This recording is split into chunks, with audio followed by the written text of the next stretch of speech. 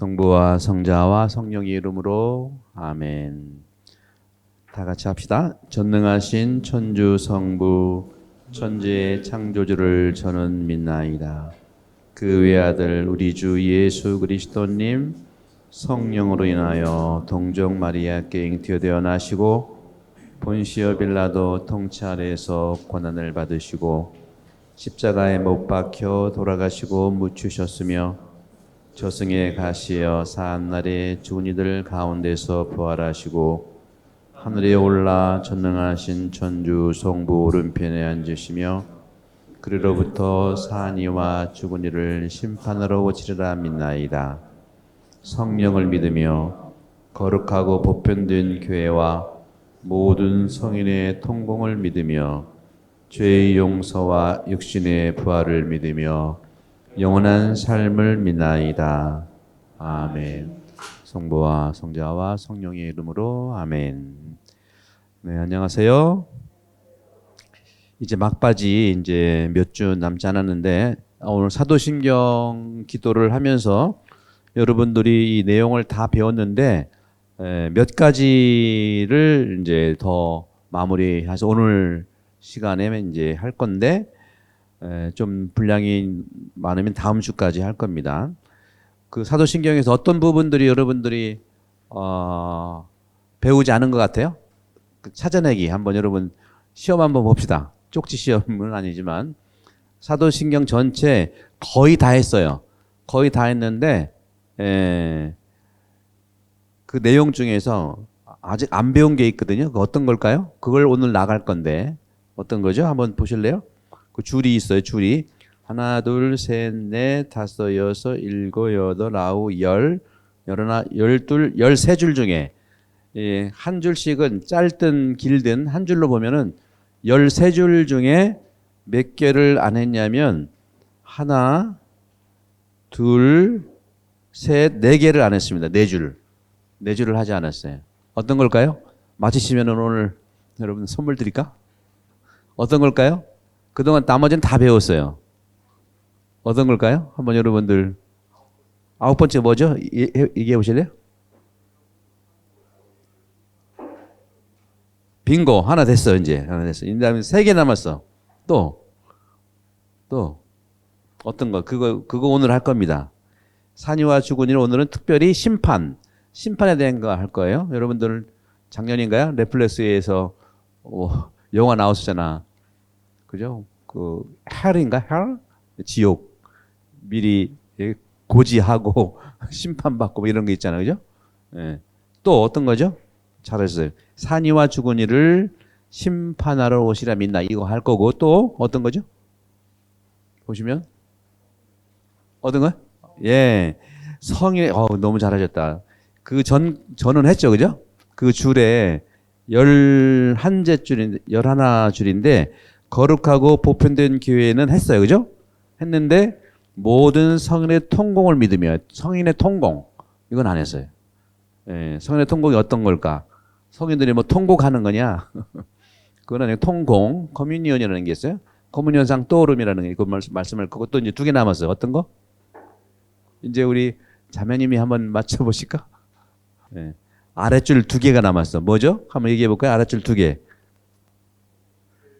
죄의 용서와 육신의 부활을 믿으며 뭐 죄의 용서는 우리가 용서 개념에서 배울 수 있지만 육신의 부활이 굉장히 핵심입니다. 이거 다 제가 평생 강의를 해봤는데 다 가르친 다음에 마지막에 찰고할 때 문 넣을 때 물을 때 세례받고 나중에 우리가 죽으면 어떻게 되죠?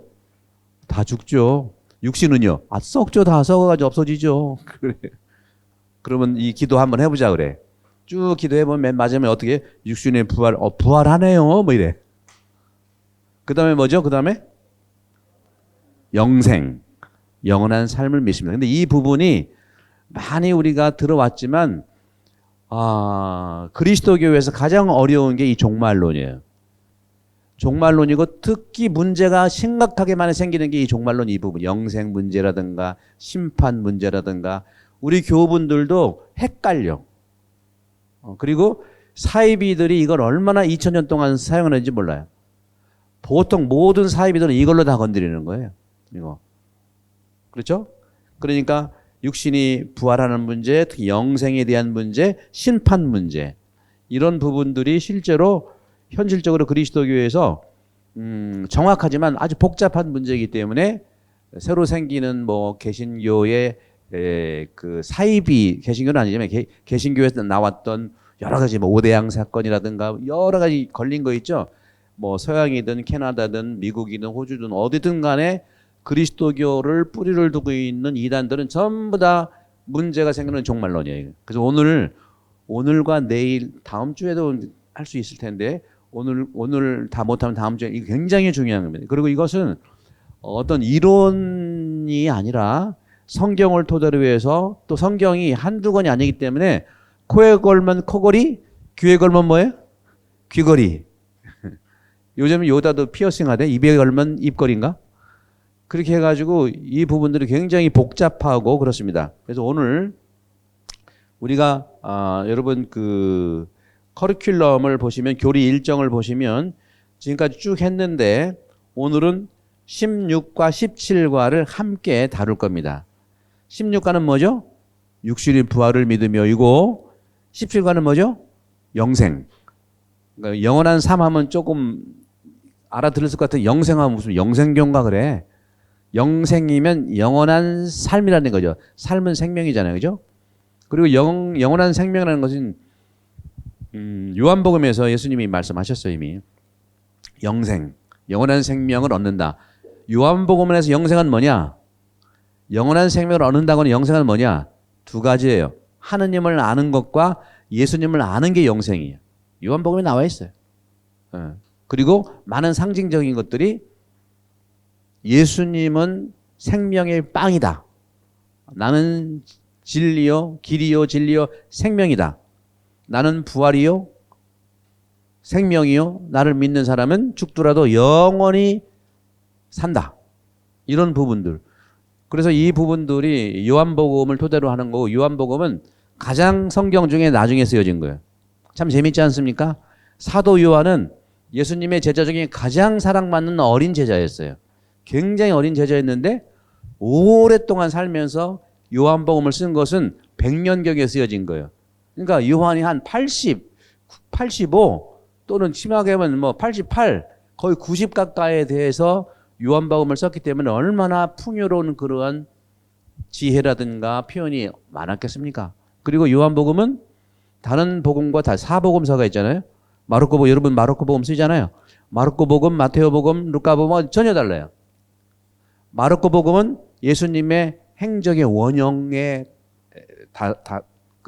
가깝고 원형이 행적의 원형이고 지금은 이제 안 보이지만 공동번역 신약성경 학계에서 예수님께서는 구체적으로 두 가지 말씀과 행적이 분명히 남아 있는데 행적 부분은 마르코 복음이다. 원형이. 근데 말씀이라고 하는 것은 지금은 사라졌지만 말씀 어록집이 있었을 거다. 이러는 거예요. 요즘도 어떤 분들이 얘기하면 어록집 같은 거 스스로 만들잖아요. 그죠?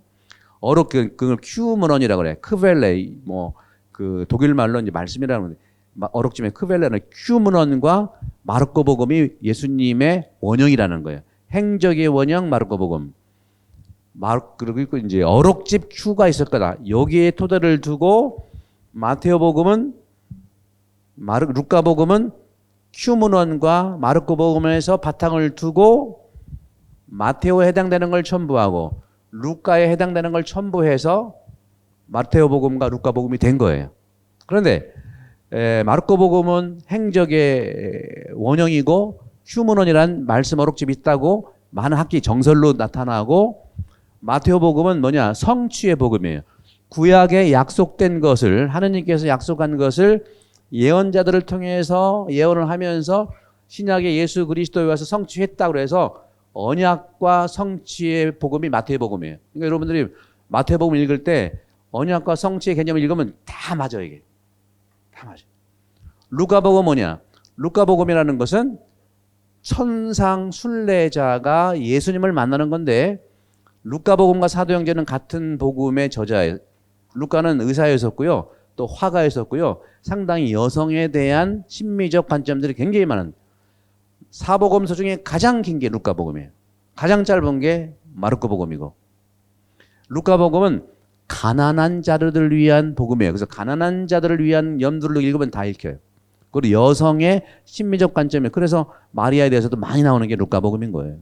이런 전체적인 시각을 가지고 읽어야 하나하나 눈에 보이는 거예요. 물론 처음에는 다 볼 수 없지만 이런 가이드를 가지고 읽는 것이 굉장히 중요해요. 안 그러면 그 부분에 매이기 때문에, 부분에 매이면 전체를 못 봅니다. 우리 인생도 마찬가지예요. 전체 인생을 두고 지금을 집중해야 돼. 전체를 못 보면 지금도 못 보는 건 마찬가지예요. 그래서 가장 핵심적인 것은 성경은 성경으로 읽는 거예요. 전체 성경 속에서 이 성경이 어떤 뜻인가, 그런 점들을 이제 보시면서 저기 말씀을 드리는 것은, 그런 점에서 그 요한복음은 뭐냐, 아까 말씀드렸죠. 공관복음 3개는 그렇게 말씀을 드리고, 요한복음이라는 것은 100년경에 쓰여진 거기 때문에 요한이 가장 예수님의 어린 사랑받던 제자가, 사랑 얼마나 받았어요. 사랑받던 제자가 늙음하게 90 가까이 돼서 100년경입니다. 100년경에 이 요한복음을 썼는데, 이 요한복음은 특징적인 게 뭐냐, 새 복음서랑 완전히 다른 문제예요. 달라도 완전히 같이 보면 곤란해. 뭐냐, 여러분 한 100살로 보고 봐봐. 산전수전 공방장 다 꺾어가지고 얼마나 지혜와 영성이 풍부한지 몰라요. 그래서 노인들은, 건강하게 정말 인생을 살아온 분들은요, 모든 걸 다 받아들여요.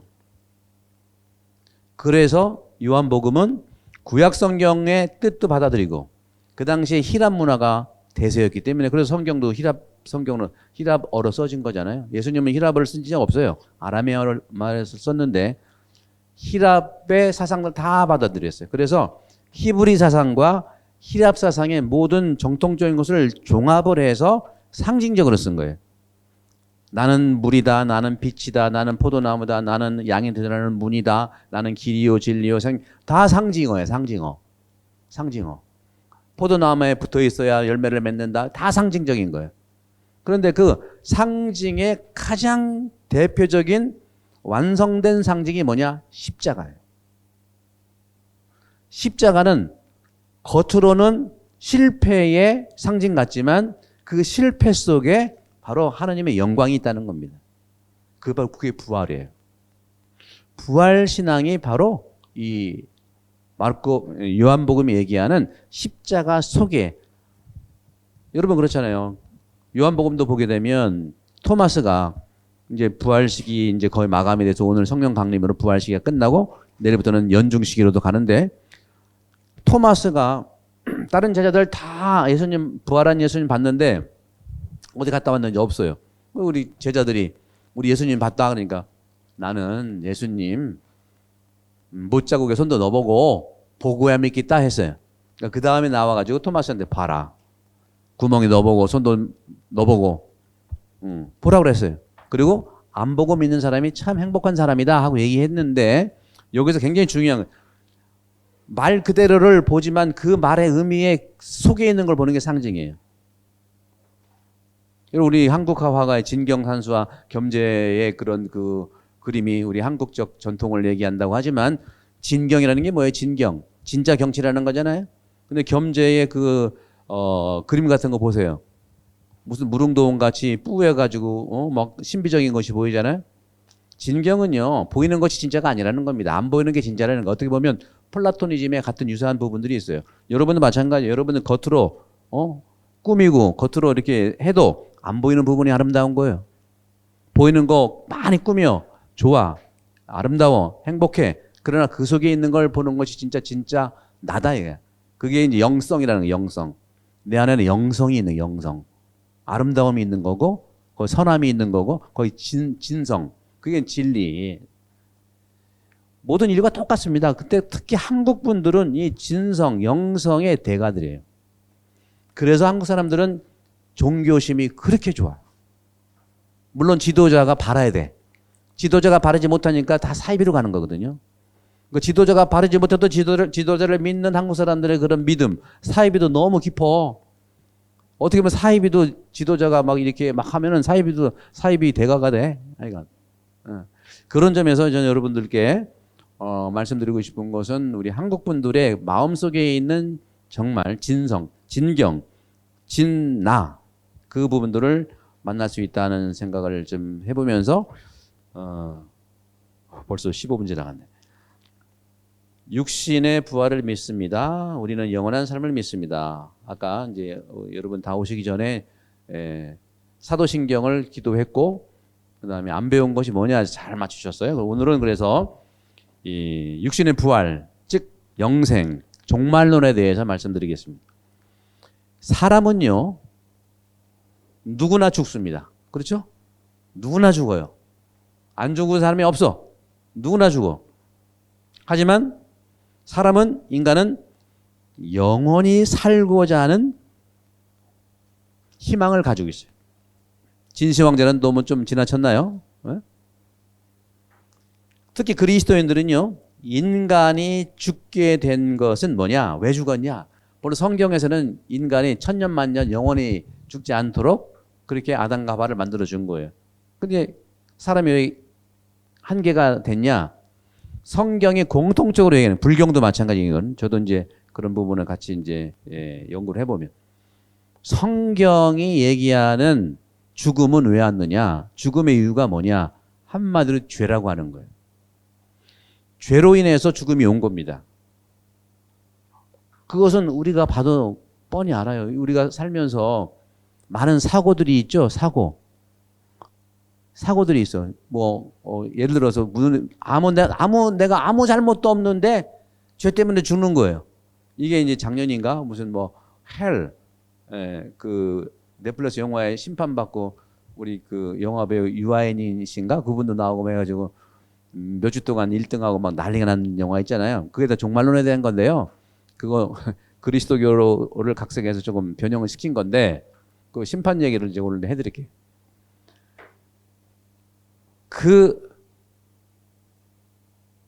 왜 아무 죄도 없는데 죽느냐 이거예요.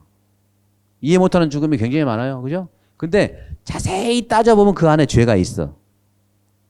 제가 이런 그 강의할 때 항상 예를 드는 게 있어요.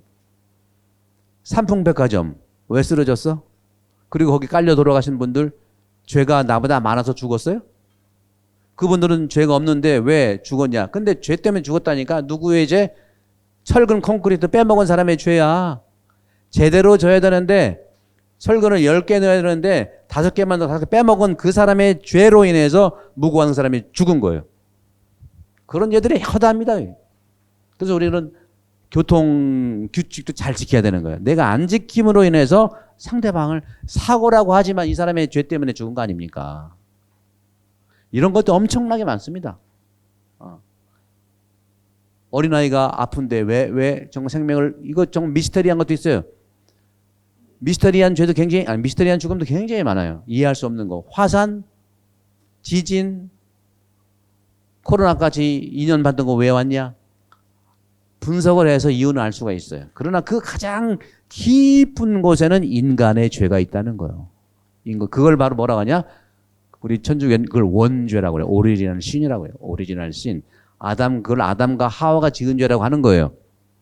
그러니까 아담과 하와가 지은 죄라는 것이 나는 무관한데 아담과 하와가 져가지고 나한테 왔다. 그러니까 짊어진 죄다. 신학적으로 그렇게 설명할 수 있지만 내 안에는 그런 게 없나? 나를 들여다보자는 거지 아담과 하와가 실제 인물이 아닙니다. 상징적인 신화적인 그런 가치고 그것은 바로 초대 10세기경에 기원전 10세기경에 야훼이스트 사료에서 또 5세기의 제경계 사료에서 히브리 사람들이 그러한 믿음을 가지고 써내려간 거예요. 가짜가 아니라 그런 인간의 신화적 속성을 가지고, 신화적이라는 거 하는 것은 인간의 삶과 멀리 있는 것 같지만 모두에게 해당되는 그런 교훈이 있는 거예요. 인간의 그 역사는 그 사람의 역사를 통해서 공유될 수 있지만 신화는요 온 인류에 공유되는 거예요. 단군이라는 존재가 역사가 맞냐 틀냐 이렇게 얘기하나요? 그렇지 않죠. 그러나 홍익인간이라는 것이 우리 한국 전체의 정신적 보편 가치로 있잖아요. 신화는 그런 의미에서 메시지예요. 메시지. 그런 점에서 아담과 하와가 지은 죄가 원죄지만 그런 속성들이 죄로 기울어지는 경향이 내 안에도 있다는 걸 얘기하는 거죠. 그것이 바로 원죄의 결과로 보는 거고 성경도 죽음은 죄로부터 왔다는 것이 이구동성으로 얘기하고 있는 거예요. 그래서 회개하라는 거죠. 그래서 회개하라는 거예요. 이렇게 죽음은 죄로부터 왔다는 것이고 하지만 죽어야 하는 그런 인간 존재를 내팽개친 게 아니라 하지만 하느님께서 한계가 있는 죄인인 우리 인간을 위해서 하느님이 사람이 되신 거예요. 이 육화, 이게 성탄절이죠. 이 육화는 뭐냐면 죄 없는 예수 그리스도가 죄 있는 인간을 구했다 이거예요. 한마디로 이게 대속이라는 거예요. 계속 여러분 말씀드린 거예요. 제가. 그래서 이게 종말론과 관계된 말씀을 드리기 위해서 하느님은 인간을 이렇게 죄와 죽음의 상태에 그대로 방치하지 않고 구약의 예언자들이 다 그런 겁니다. 예언자들을 불러서 올바른 삶을 살도록 제시한 거예요. 계명을 지켜라, 뭐 하느님께 돌아와라 이런 것이 자기한테 속성을 가지고 무슨 소유를 하려고 하는 것이 아니라 하느님이 당신 모습으로 만든 그 인간이 인간답게 하느님 모습대로 살도록 촉구하는 거예요. 예언자들은 바로 하느님의 말씀, 올바른 삶을 제시해주는 존재이기 때문에 그래요. 예언자라고 하는 것은 하느님의 뜻을 알려드리고 해석하는 존재. 요즘으로 얘기하면 사제들이죠. 요즘으로 얘기하면 목사님들이죠. 그래서 하느님의 뜻을 여러분들이 기도하다가 모르겠거든 사제나 목사님한테 물어보는 거예요. 왜? 그 일을 전문적으로 하잖아요. 기도하고 찾잖아요, 여러분. 구약성이 다 그런 내용들이에요. 혼자 고민하는 것 중요하지만 내가 그 분야에 오랫동안 담아있지 않기 때문에 내 의견으로 볼 수 있어요. 하지만 사제나 또 수도자나 목사님들은 평생을 그 하느님의 뜻을 찾는 그런 삶을 살았기 때문에 자기 뜻이 아니라 어떻게 하면 당신 안에 하느님의 뜻이 어떤 것인가를 같이 발견하게 도와주는 분들이에요. 그게 잘못될 때 이제 사비로 가는 거지만 그런 점에서 올바른 삶으로 제시해주는 그 예언자들을 불렀고 결정적일 때 때가 차서 바로 하느님의 아들 예수 그리스도를 동정 마리아 몸을 통해서 탄생하게 해주셔서 인류의 구세주가 되게 하셨다는 것이 이제 우리가 그동안 배웠던 거죠. 이렇게 해서 예수께서는 하느님 나라의 영원성, 한계가 아니라 하느님 나라의 영원한 거예요. 영원성에 대해서 가르쳐줬고 그 영원한 나라에 들어가기 위한 길, 이게 뭘까요? 아까 말씀드린 행적과 말씀인 거예요. 복음이라고 하는 거죠. 예수의 선포된 내용이 두 가지. 가장 토대가 되는 게 뭐라고 했죠? 마르코 복음의 행적의 원형이고 어록집이라는 게 있었는데 그걸 토대로 해서 세 복음서가 됐죠. 마르코 복음, 루카, 마테오. 그리고 요한 복음은 아주 달리 분류가 되는 거예요. 요한계 문헌으로 요한 복음하고 요한 서간하고 요한 묵시록. 이건 요한계 문은 따로 분류를 해야 돼요. 전혀 다른 개념이에요. 이렇게 말씀과 행적들을 통해서 가르쳐 주셨고 예수 그리스도께서 그리고 인류를 대신해서 십자가에 돌아가시고 우리가 계속 성호경을 긋는 게 이 십자가로 우리를 구원해 주신 거죠. 인류를 대신해서 십자가에 못 박혀 돌아가시고 죽으시고 묻히셨다는 거예요. 하지만 사흘 만에 부활해서 영원한 삶이 있음을 보여준 겁니다. 그래서 요한복음 11장 25절에 보면 아까 말씀드린 대로 나는 부활이요 생명이니 나를 믿는 사람은 죽더라도 살 것이다 하는 그런 말씀을 하는 것이죠. 자, 이제는 종말론에 대한 말씀을 좀 드리도록 이걸 토대로 이건 이 예수 그리스도의 이런 토대 인간관 원죄를 토대로 해서 이걸 알아들어야 돼요. 이제 종말론 종말의 스케줄이 있어요. 여러분도 연예인들 스케줄이 쫙 나와 있잖아. 여러분도 일상 또는 인생 스케줄이 있지 않습니까? 그 일상 인생 스케줄을 쭉 여러분 준비하는데 이 교류 도움이 되는데 종말론의 스케줄인데 처음에는 사말이라는 게 있어요. 네 가지 마지막 사건. 이게 뭐냐? 첫 번째 마지막이야. 다시 돌아오려 하는 사건 4개가 있어요. 여러분 아까 그랬죠? 인간은 다 어떻게 된다고 그랬죠? 모두가 어떻게 된다고 그랬죠? 다 죽어. 죽음. 이게 굉장히 종말론 스케줄에서 마지막 4가지 중요한 사건이에요. 다시 돌아오자는 딱 한 가지 사건이라는 거예요. 죽어요. 모두가 죽어. 죽은 다음에 두 번째는 뭐냐? 심판받아. 심판받은 다음에 어떻게 돼? 분류가 되죠. 어떤 사람은 천국, 어떤 사람은 지옥. 요게 교회는 전통적으로 2000년 동안 사말이라고, 사말. 네 가지 마지막 사건이다 하는 사말. 죽음, 심판, 천국, 지옥인데 종말론 스케줄에서는 핵심이 이게 되는 거예요. 이거는 내가 어디 갈지 몰라요. 희망만을.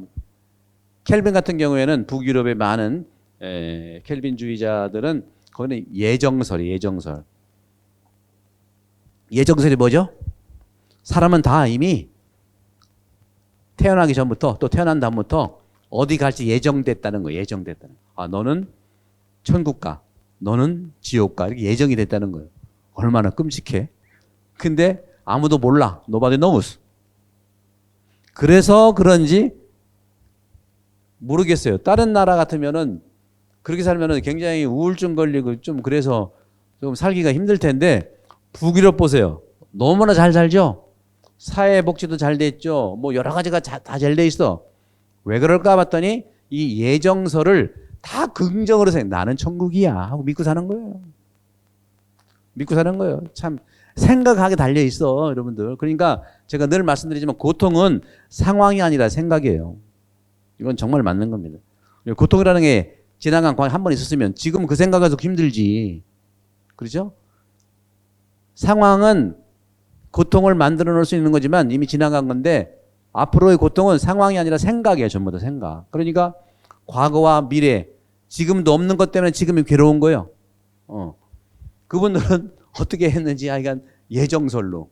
제가 볼 때는 복음을 살았기 때문에 그래.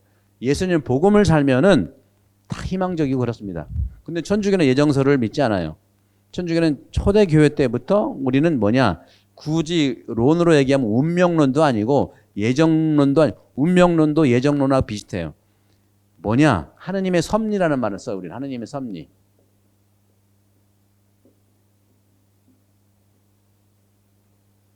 또는 하느님의 섭리, 또 이것을 어떻게, 섭리가 좀 어려운 말이라면 providence of God인데 이것은 플랜, 계획이라고 쓰면 됩니다. 하느님의 계획, 하느님의 섭리. 또 이거는 또 우리 말로 은총 이렇게 써도 돼요. 은총, 하느님의 은총. 근데 섭리나 계획과 은총은 뭐냐면 예정과 완전히 달라요. 계획이 돼 있다 하더라도, 하느님께서는 사랑이시고 자비이시기 때문에 그 계획을 하느님은 바꿔주신다니까. 누구를 위해서? 나를 위해서. 그게 구약 성경에 나오잖아. 카인은 사람을 죽이면 죽어야 되는데, 카인도 죽어야 되는데 카인이 너무 잘 알고 있어요. 하느님의 약점을 잘 알고 있는 거야. 하느님은 선이고 자비를 잘 알고 있으니까 가서 죽는 소리 하는 거야. 죽을 사람이 죽는 소리를 하니까 하느님, 나 밖에 나가면 사람들이 나 다 때려 죽일 것 같아. 나 죽으면 어떡해? 알았어, 못 죽게 해줄게. 표시를 해주는 거예요. 카인이 한 수이겠어요? 하느님이 한 수이겠어요? 계획 안에 있다. 하느님의 계획은 분명히 서 있지만 인간을 살리시기 위해서 인간의 계획을 바꾸라고 하는 것이 아니라 하느님의 계획을 바꾸는 분이, 그게 사랑입니다. 그게. 우리 인간 사회도 마찬가지고 이렇게 큰 공동체도 그렇고 여러분 집안도 그렇고 가정에서도 자녀 이기는 부모 없다는 말이 이런 거 아니에요. 부모가 계획 바꾸는 거지. 그죠? 그럴 때 그 자녀가 커서 또 그 기억 속에서 자녀한테 내리사랑을 하는 거예요. 까칠한 부모 밑에 까칠한 자녀 나오게 돼 있어요. 뭐 다 그런 건 아니야. 그래서 이런 부분에서 종말론의 스케줄이라고 하는 것은 심판에 해당되는 겁니다. 심판은 구체적으로 사심판이 있고 두 번째 공심판이 있어요. 두 개. 이게 그리스도 교리예요. 성경에 사심판, 공심판 나오는 거 아닙니다. 성경은 심판만 나오는데 우리 그리스도 교리가 2000년 오면서 좀 합리적으로 이렇게 구성해 나간 건데요. 그리스도인들의 종말에 대한 스케줄을 보면 아까 말씀드린 대로 사람이 죽어요. 죽으면 각자입니다. 각자 하느님 앞으로 가는 거예요. 어떻게 해서 죽든 간에. 각자 죽으면 각자 하느님 앞에 가요. 그리고 자신의 행실에 대해서 심판을 받는 게 이게 사심판이에요. 각자 가는 거예요. 함께 가는 거 없어요? 각자 가는 거예요. 근데 심판을 받는데 심판의 기준이 뭐냐? 심판의 기준은 바로 늘 얘기한 것처럼 사랑이에요. 사랑을 했냐 안 했냐가 심판의 기준이에요. 여러분들 시험이 왜 어려워요? 문제를 몰라서 어려워요? 문제를 알아도 답을 몰라서 어렵잖아. 그죠? 지금 우리는 답을 다 알려드린다니까? 우리는 오픈북 테스트야. 근데 오픈북이 힘들어가지고 안 봐서 그럴 수 있지. 심판의 기준, 바로 사랑, 체리티, 까리타스인데 그 사랑은 뭐냐면 똑같아. 복음에 나와 있죠. 하느님을 사랑했느냐? 사람을 사랑했느냐? 이게 심판의 기준이라는 딴 거 없어요. 여러분들. 겁낼 거 없어 그러니까. 분명히 중요한 것은 기준이 그 사랑인데 아주 중요한 게 있어요. 그러면 어디에서 하느님을 사랑했고 어디에서 이웃을 사랑했느냐? 굉장히 중요한 거예요. 별표 당구장 표시 한번 하세요. 자기 자리에서. 인간이 자기 자리에서, 이 자기 자리가 중요해요. 자기 자리. 남의 자리 아닙니다. 오지랖 그렇게 하면 안 돼. 자기 자리에서 하느님 사랑과 인간에 대한 사랑을 얼마나 성실히 살았느냐, 실천했느냐에 달렸다 이거예요. 이미 우리 다 아는 거예요. 정리를 할 뿐이지. 그래서 하느님의 심판은 공정하게 내려지는데 그게 뭐냐면 상선벌악 많이 들으셨죠? 우리 한국의 고전도 콩쥐팥쥐라든가 또 심청전이라든가 이게 다 장화홍련전이라든가 홍길동전이라든가 이게 상선벌악이야 다. 제가 느끼기에는 다 그리스도교적인 영향을 받은 것 같기도 하고 또 우리나라가 또 자생적이 있는 것 같기도 하고 그래요. 그게 중국에 이미 천주교가 와 있었고 해서 영향을 받았을 겁니다. 그래서 상선벌악의 원리에 따라 어떻게 돼요? 천국이냐 지옥이냐 또 중세 이후 단테가 나왔던 그 시기에 13세기 12세기 그때 연옥은 그때 나온 교리거든요. 연옥은 본래 없어요. 개신교인이나 이런 분들은 연옥을 믿지 않아요. 그래서 그런 부분에서 세 가지로 결정되는 것이 바로 심판. 첫째, 사심판 때 그러는 거, 사심판 때. 그럼 천국이 뭐냐? 하나씩 따져볼까? 천국이 도대체 뭘까? 물론 복음서에서 예수님이 말씀하신 천국에 대한 것을 토대로 하는데 천국은 선과 사랑을 행한 자들이 하느님과 함께 지복직관을 누리는 상태다. 지복, 복을 알고 직관, 복을 바라보는 거예요. 함께 알고 바라보는 거예요. 그런 상태를 얘기해요. 상태.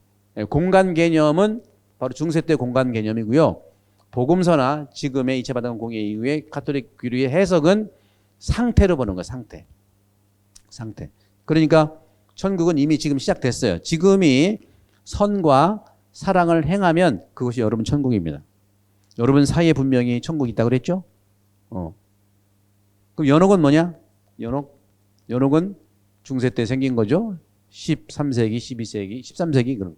단테가 대단한 것도 단테 신곡에 천국편, 지옥편, 연옥편 다 있는데 연옥이라는 것이 아주 금방 발표된 천주교 교리인데 그것까지 받아들여가지고 신곡을 쓴 거예요. Divine Drama라고 아주 자세했어요. 연옥은 뭐냐? 연옥이라고 하는 것은 한마디로 정화하는 곳입니다. 정화. 왜? 하느님 은총 중에 올바로 살기는 했어요.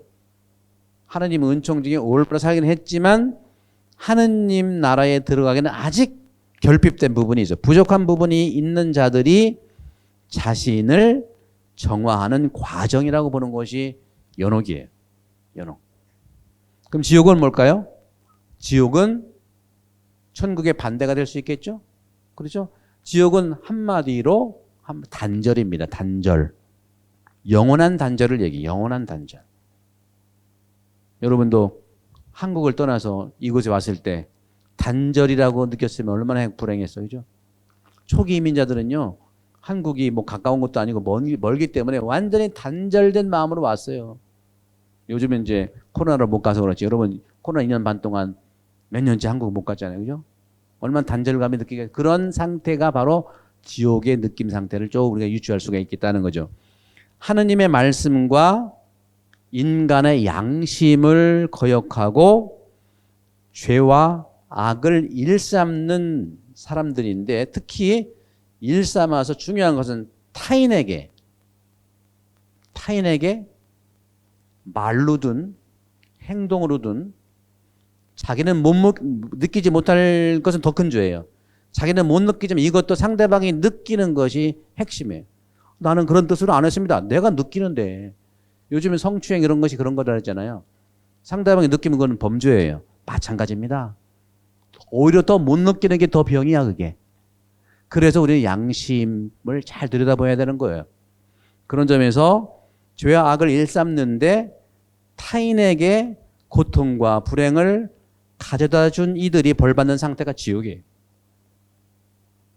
저는 처음에 하느님은 사랑이시니까 지옥은 좀 많이 텅텅 벽겠다 했는데 요즘은 나 꽉 찼겠다. 차서 넘쳐가지고 제1지옥, 제2지옥 뭐 계속 짓는 게 아니냐 하는 느낌을 너무 많이 받아요.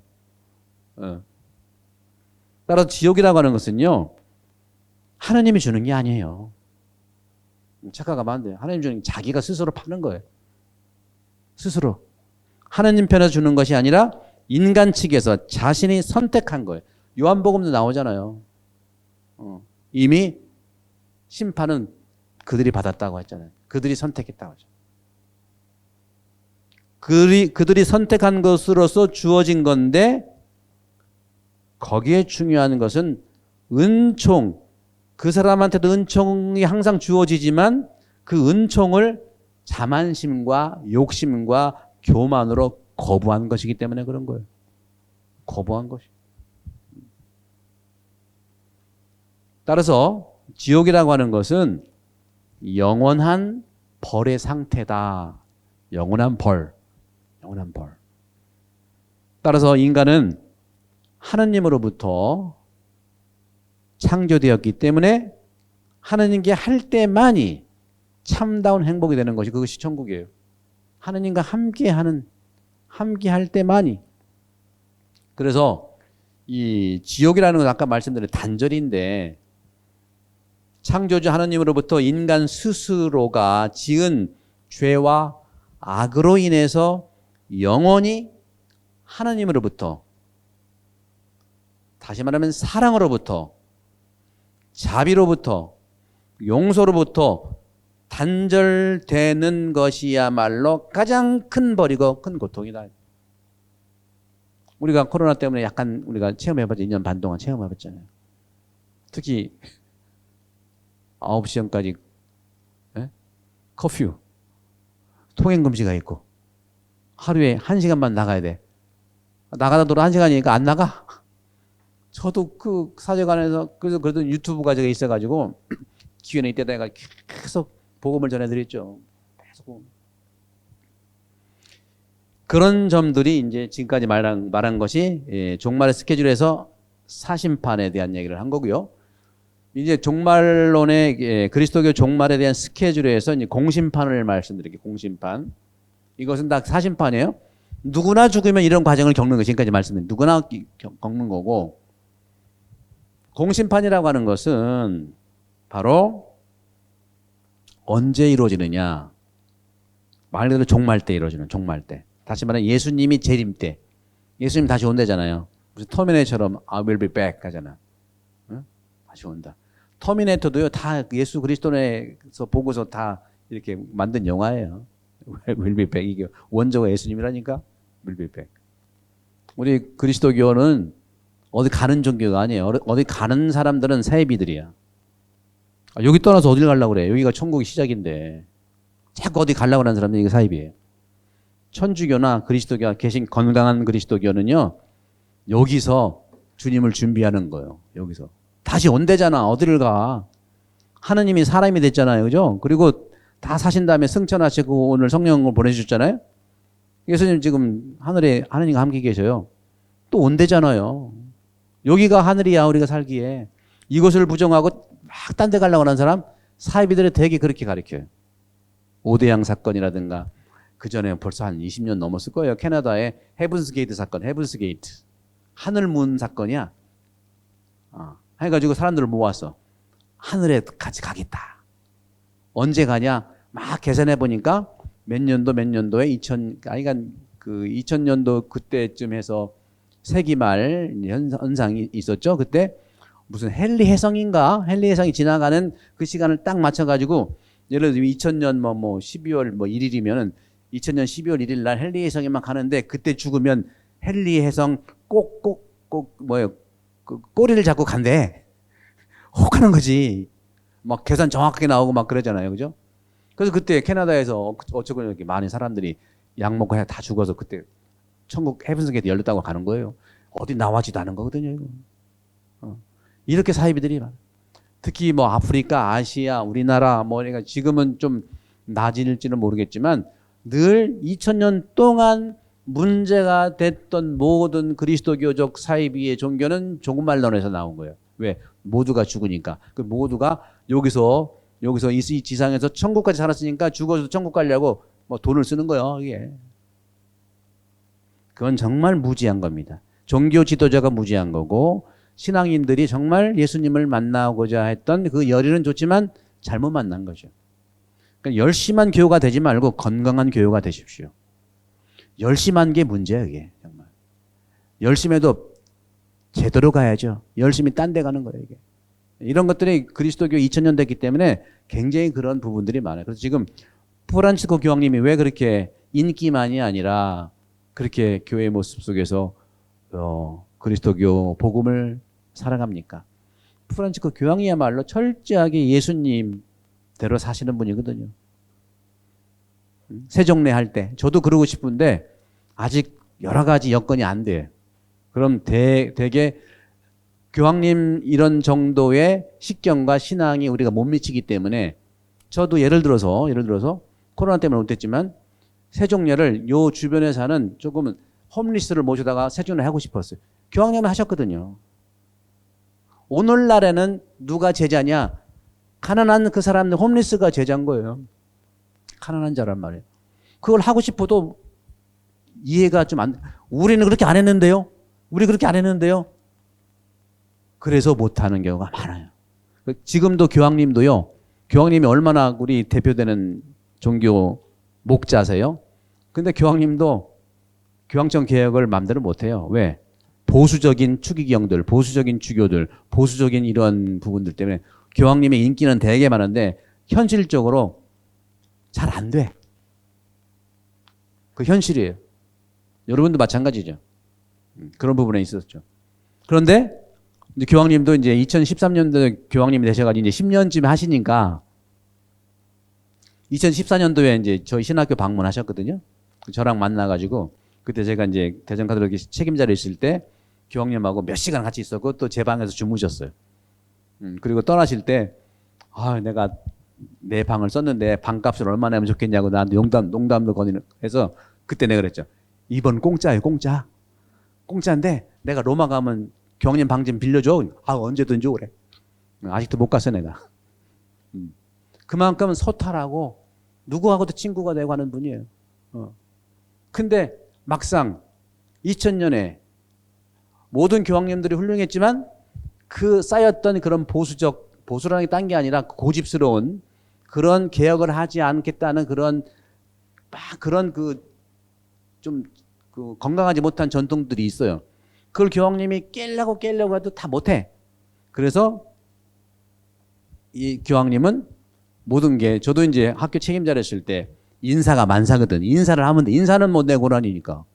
그렇죠? 인사를 하는데 인사에서 가장 교황님이 개혁을 할 수 있는 게 추기경단을 뽑는 게 인사예요. 그래서 매년은 아니지만 하여간 적절한 때에 이번에도 21명의 추기경을 이렇게 선임을 했죠. 거기에 이제 우리 대전 교구장이셨던 유용식 라자로 주교님이 작년에 대주교님으로 해서 성직자성 장관으로 이렇게 아시아 사람, 특히 한국 사람으로는 처음으로 교황청의 정말 고위 성직자로 소위 부르심을 받은 거예요. 그래서 교황청 장관으로 임명됐고, 임명된 지 11개월 만에 지난주에 예수승천 대축일 그날에 유흥식 나라조 대주교님이 추기경으로 서임이 됐어요. 우리가 정말 축하할 일이에요. 그런데 이 교황님은요, 그전에는 그게 나쁘다는 게 아니라 그전에는 추기경 좌라는 게 사실상 정해지지 않지만 좌가 전통적으로 있었어요. 왜? 큰 교회. 예를 들어서 시드니 대교구 추기경좌에 펠추경이 있었잖아요. 뉴욕 큰데 이게 인원수가 많은 나 추기경좌에서 서울 대교구 추기경좌. 근데 그거 안 하시잖아. 안 하시고 누가 추기경 돼요? 지금은 몽골 지목구. 몽골이라는 데는요 교구도 아니에요. 신자 수도 한 2,000명밖에 안 돼. 2,000명도 안 될까 말까. 20몇 년 선교하는데 거기 몽골 지목교 그 교구장이 주교인데 이번에 또 추경된 거야.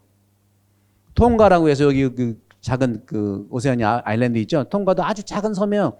거기는 벌써부터 4, 5년 전에 추기경으로 서임했고, 바로 이 위에 있는 동티모르도 아주 그 인구의 반은 천주교 신자지만 굉장히 열악한 데거든요. 거기에 추기경 주시고, 추기경의 서임의 기준이 예수님처럼 약자들과 사는 사람을 추기경으로 준 거예요. 이게 예수님의 방식이라는 거예요. 그건 내 인사 권한이니까. 그런 점에서 왜 그래서 아프리카라든가 그래서 이번에 추기경 서임 21명 중에서 아프리카, 아시아 이쪽 한국과 관련된 분들이 추기경이 많이 됐어요. 이거 흐름들을 교황님은 파악하고 있는 것이죠. 교회가 정말 가난해져야 되고, 교회가 정말로 겸손해져야 되고, 교회가 정말 세상과 함께하는 그런 세상이 되기 위해서는 추기경을 도와서 교황님을 도와서 함께하는 이 추기경단이 정말 가난한 지역에서 오는 사람들을 해야 되겠다는 거예요. 예수님이 그렇게 하신 것처럼 말이죠. 그럼에도 불구하고 현실은 2000년 교회의 아성과 같은 그런 그 부분들에서 반대받는 표적이 있다는 말씀을 드리고 싶고요. 저도 역시 마찬가지예요. 본당 신보에 다 칭찬받을 수 없어요. 저는 말 그대로 예수님을 닮아서 제가 평생을 예수님을 가르쳤고 예수님을 따르기 때문에 예수님이 한 대로 저는 하는 거예요. 근데 현실은 예수님이 안 한 거, 돈 걱정해야지, 집 짓는 집 걱정해야지, 또 운영 어떻게 해야 되지, 단체 오면 이거 저렇게 해라 저렇게, 이런 것 때문에 사실은 예수님을 삶을 할 수가 없는 부분이 줄어드는 거죠, 현실이가. 지금은 우리 사목위원들이나 단체장들이 2년 반 동안 코로나 겪으면서 많은 쇄신된 모습 속에서 복음을 살아가려고 하고 교회가 교회다워지려고 하는 것이 굉장히 바뀌었어요, 사실은. 코로나가 어떤 면에서 나쁜 것만은 아니에요. 뭘 잘하려고 하는 것이 아니라 복음대로 지금 조용히 내가 할 수 있는 말을 하는 거, 나를 바라보면서 해나가는 것이 예수님이 말씀하시는 하느님 사랑이고 이웃 사랑이라는 거예요. 성당과 그리스도교는요, 딱 이 한 가지만 하면 돼요. 천국 가는 것이 우리 목적이라면 하느님을 사랑하는 기도하고 이웃을 사랑하는 가난한 사람 돕는 게 딱 2개밖에 없어요. 이 2개만 안 하고 다른 거 하면 천국 행이겠냐 하는 말을 하고 싶어요. 그런 점에서 공심판 때 말씀을 드리도록 할게요. 공심판 때. 공심판은요, 뭐냐면 아까 말씀드린 대로 예수님이 재림 때에 이루어지는 거예요.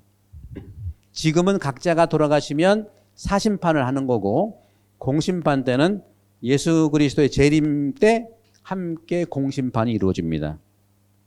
따라서 예수 그리스도는 세상 종말에 재림과 함께 산 이와 죽은 이를 공적으로 심판하시러 오십니다. 여기 오늘 사도신경에 기도했죠? 그리로부터 산 이와 죽은 이를 심판하러 오시리라 믿나이다. 2000년 전부터 이걸 고백한 거예요. 이게 공심판이라는 거죠. 그래서 그리스도의 재림 때는 언제겠느냐? 그리스도 재림이 nobody knows. 아무도 몰라. 예수님도 모른다고 그랬어. 오직 하느님만 아신다고 그랬어. 그렇기 때문에 우리는 마르코복음 13장 33절 꼭 적어놓으세요. 마르코복음 13장 33절. Nobody knows기 때문에, 아무도 재림 때를 모르기 때문에 항상 깨어 있어야 됩니다. 항상 깨어 있어야 된다.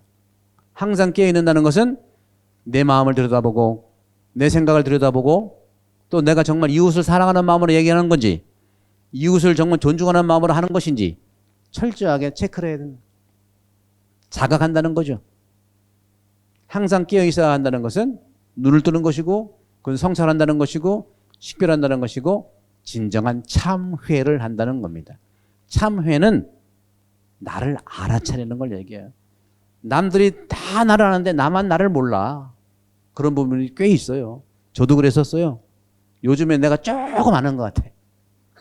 요즘 많은 사람과 어울려 살다 보니까 조금 내가 아는 것 같아. 따라서 재림 때 그날이 되면 모두 부활하여 그때 살아있던 사람들과 함께 최후의 심판을 맞게 되는 것입니다. 죽은 육신의 부활은 하느님의 전능으로 이루어지게 되는 것이죠. 예수님이 부활하신 것처럼.